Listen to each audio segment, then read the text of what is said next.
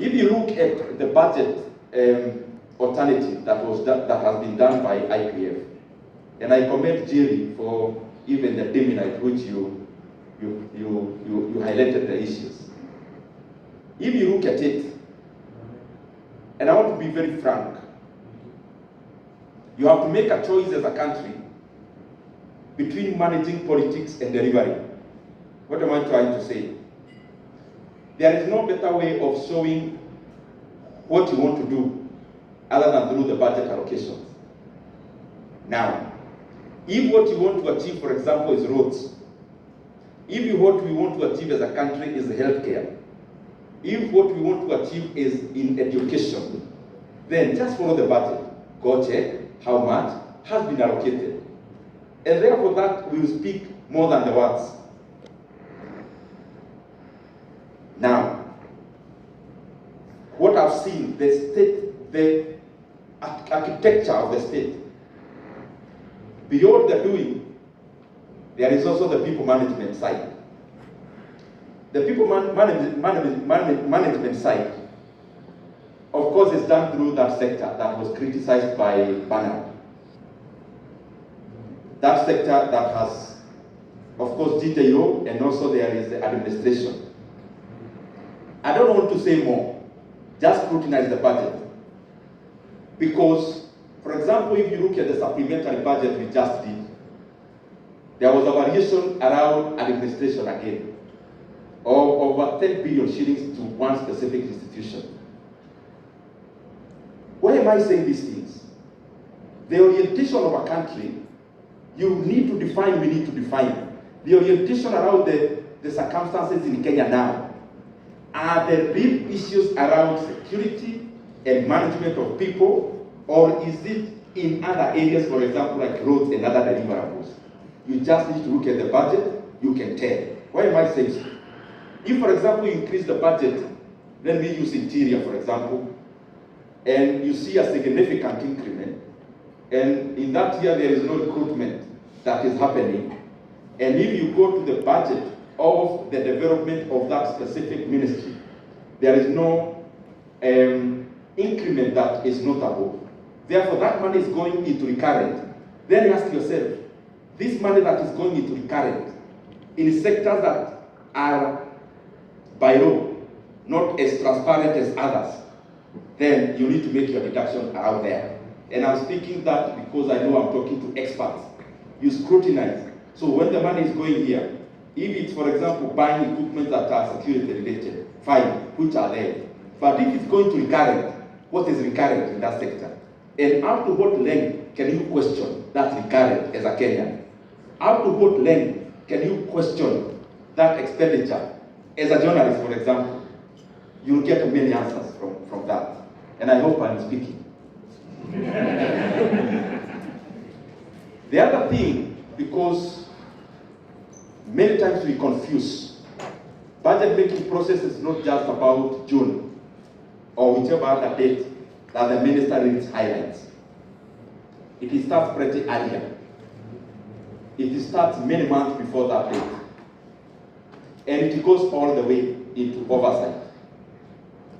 And therefore, even IPF, I challenge you, some of the questions we are asking, I challenge you to also take it up.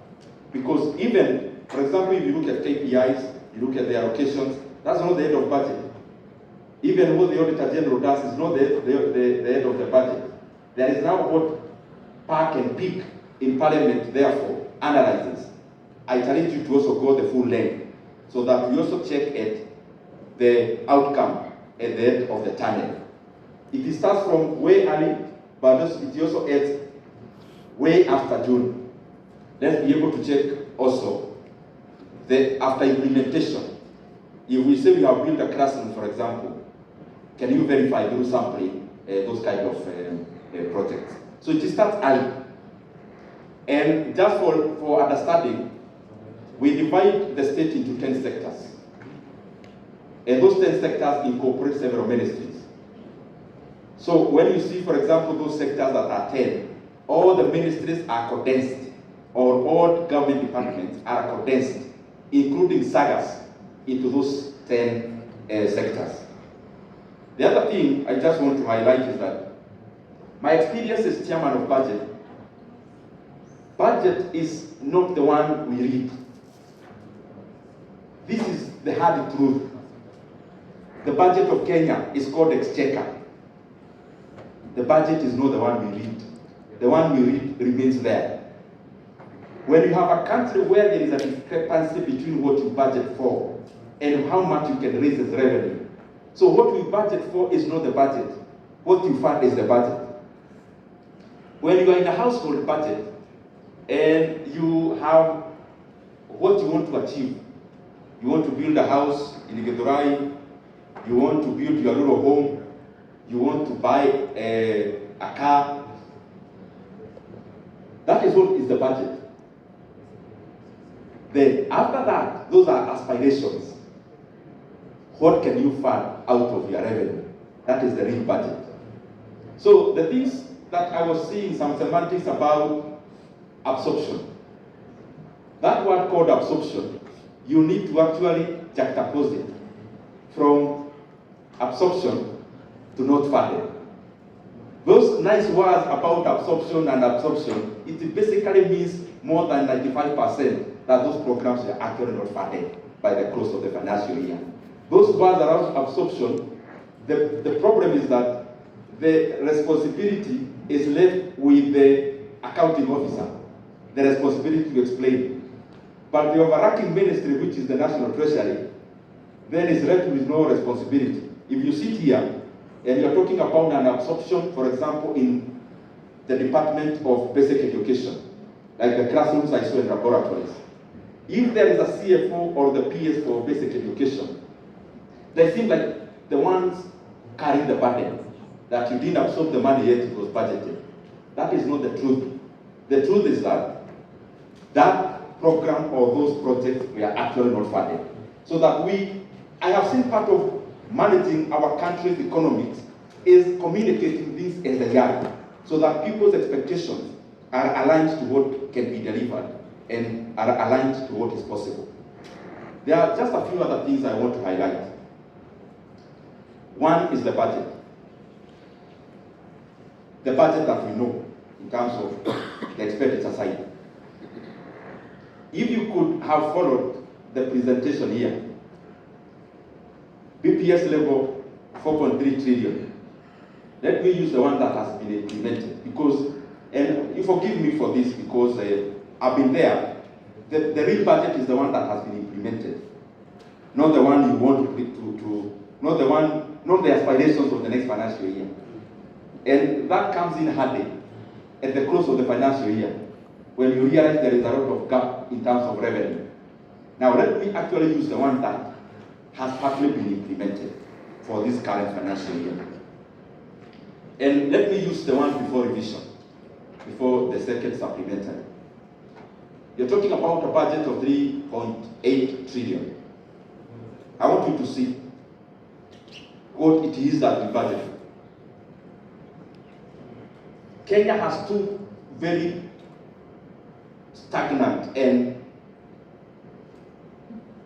solid polars in budget making. One is the side of discretionary, the other one is non-discretionary. As the institutions of the state continue to solidify, what usually happens is that the role of a leader gets diminished by the day. The role of budget-making organs gets diminished the more institutions of governance continue to solidify. Let me try to explain this. In a country like Kenya that is doing fairly well in terms of having enough institutions around governance, that continues to decimate the role of decision making in resource allocation. Why? Majority of the huge proportion of our budget is actually non-discretionary. There is nothing you can do about it. So you are sitting there as the leader, championing or leading the budget making, but up to what point can you exercise your mind? This is the reason. 3.8 trillion is there as your budget. You read it, it's an astronomical figure, and it projects even growth in the expenditure, etc. All those good semantics we put in the budget making process.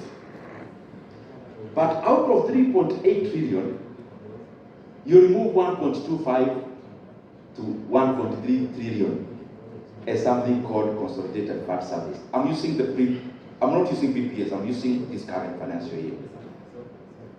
Out of that 1.25 trillion, over 1.08 trillion is money you are going to pay interest rates for debts. 1.008 trillion. It will be more next financial year. Now, there is nothing you can do about that. There is also nothing you can do about funding constitutional bodies and commissions, and there is nothing you can do about pension. All those falls under CFS. So you budget 1.2, thereabout trillion, there is nothing you can do about it. Then come to salaries of civil servants. Salaries of civil servants in Kenya is in the range of 600 to 700 in the few years around here now. 600 to 700 billion Kenya shillings. There is also nothing you can do about that. There is a constitutional requirement of funding counties to a tune of 380 billion that time. This financial year, actually without carryovers. Once you put carryovers, it is over 400 billion. There is nothing you can do about that also. So what happens then? We end up with a kitty we call development budget of around 700 billion, which over the years, as I said when I was starting, is just an aspiration. It is not a budget, it is an aspiration. Because you budget 700 billion, by the course of the financial year, you are less in revenue collection by 300 billion. You can't cut payment of interest rate. Neither can you cut any part of CFS. You can't cut salaries. There is a part you can't cut, for example, FPE. Part of recurrent, for example, is free basic education. There is nothing you can do about that. So what usually happens? When Treasury receives money, revenue, they find all those things, other things as priority. The last one to be funded is development.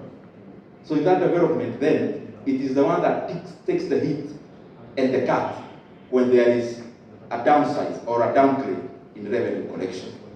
So, the room to exercise the authority of budget making process continues to be decimated. For me, in one way, it's a good thing, especially in regards to what this money goes into doing. But of course, as I wind up, I'll talk more about also the revenue side. Nachukua a few points here and there. I'm talking broadly, so please don't get lost in the mix. I'm just trying to be broad and general. This financial year, as you do the alternative budget, this and next, you likely see a lot of enhancement in GJ law. Because maybe 1 year after today, or even months after today, we are likely to see a lot of activities around IEBC. It is a huge budget expectation there. Because we are talking about around 60 billion Kenya shillings that must go into the instruments of democracy, into making sure you have a credible election in the year of election, which is not very far from today. Now, why have I picked just the IEBC? Even with the challenges that there are in terms of funding the current budget, the budget we are likely to give IEBC during the electioneering period is actually more than the entire budget we give to the road sector in Kenya when we talk about development funded by GOK. So I want you to start exercising your mind around your expectations then. I have talked about non-discretionaries you can't do anything about. There is now another non-discretionary called IBC that will take approximately 60 billion. So what is that doing? It continues to shrink what you may call political development. As an MP, as a politician, you may talk about all the other things. Before you talk about roads and water, you have not yet said anything about development. Because the people's expectation in terms of Kenya is around those areas.